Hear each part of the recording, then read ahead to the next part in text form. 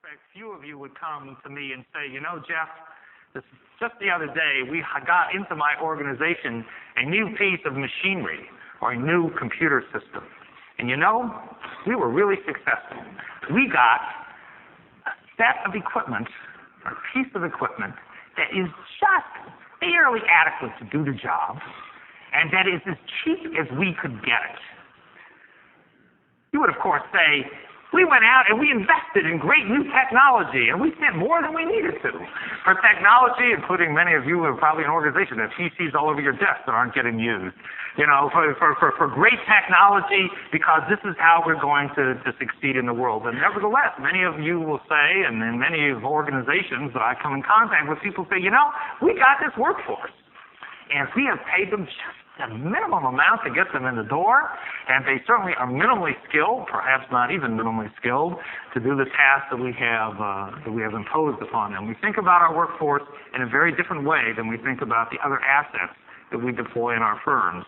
And if we're going to be successful, we're going to need to change that.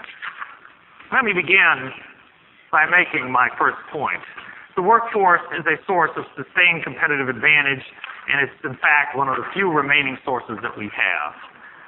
If you think about how organizations used to try to succeed competitively, they did a series of things that are increasingly unavailable, are increasingly ineffective because of competitive response. Traditional source of how did we achieve competitive success? Through product and process technology.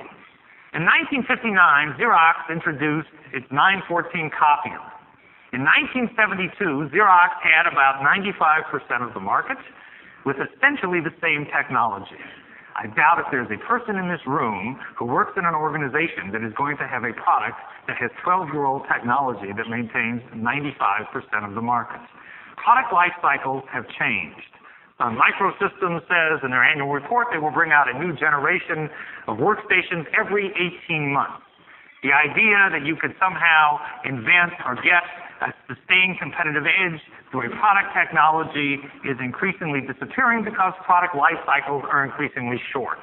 In an economic study of patents in the early 1980s, and I'm sure the situation is worse today, the average age economic life of a patent was 4 years. And that included pharmaceuticals. Take out pharmaceuticals, and the economic life of a patent is less. The average copier of the first innovation did it in 3/4 of the time and at 2/3 of the cost.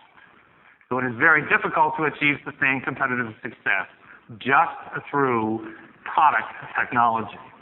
Process technology. Many people in the room probably know the story of General Motors, which in the early 1980s decided that it was getting beaten in its competition to produce quality and low-cost automobiles, and so it was going to spend $70 billion on new technology. The interesting thing is that if you look at the amount of money that General Motors spent on technology during the early to mid part of the 1980s, it could have taken that money and purchased on the open market, on the Nikkei Stock Exchange, every share of Toyota and Honda. One would wonder which investment would have been more profitable, at least for GM's shareholders. We invest in process technology, but in many instances we have invested in process technology in a way that has made managing our workforce successfully more important rather than less. And the GM case illustrates, I think, quite dramatically how investment in process technology alone will not solve fundamental problems of productivity.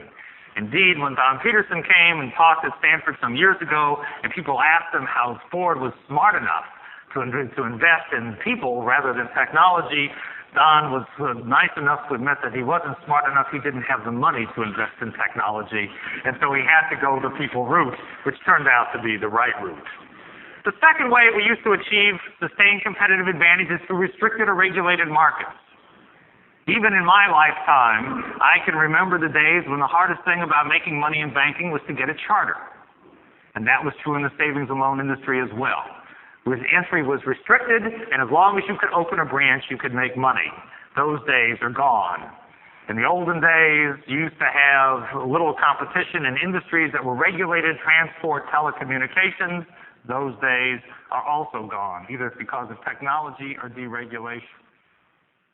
It is also the case To keep listening to this audiobook, I've left you a link in the description so you can do it at no cost thanks to Audible's 30-day free trial.